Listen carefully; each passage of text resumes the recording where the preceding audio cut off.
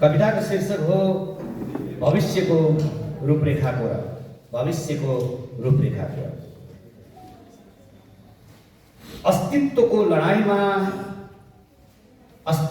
लडाईँमा समानता प्राप्तिको दौडमा आर्थिक क्रान्तिको बाटोमा।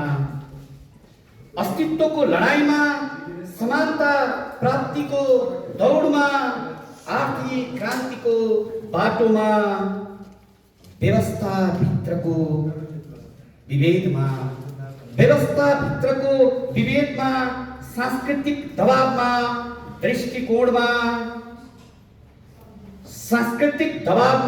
दृष्टिकोणमा नेतृत्वदायी भूमिकामा नारीमाथि उल्झनहरू थुपारिएका छन्।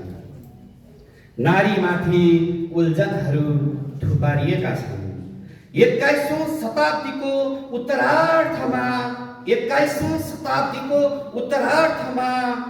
बदलाव पूर्ण रूपमा देखिएन।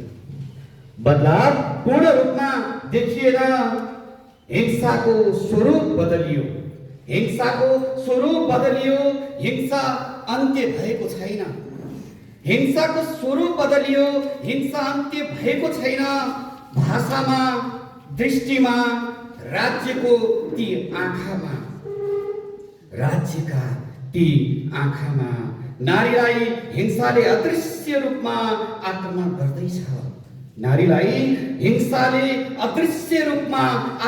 गर्दैछ। दिनहुँ प्रताडित हुनु परेको छ। तसर्थ अब नागरिक समुदायको सहयोग मनोबल बढाउने समर्थन भविष्य उज्यालिने योगदान जीवनको कायापलट गर्ने होस्। अपेक्षा पुरुषसँग मात्र नराखी व्यवस्थाभित्रको प्रावधानसित संस्कृतिभित्रको नारीप्रति हेरिने त्यो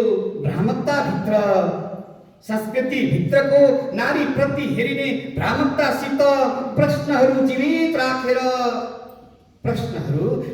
राखेर अस्तित्वको युद्ध हुनेछ। सामाजिक संरचनाभित्र अन्धकारको जालोमा जेलिएर चुपचाप आफ्नो भविष्य मेटाएर घरलाई उज्यालो पार्ने नारी शक्तिहरू उत्साहले भरिएर अब उठ्न चाहन्छे।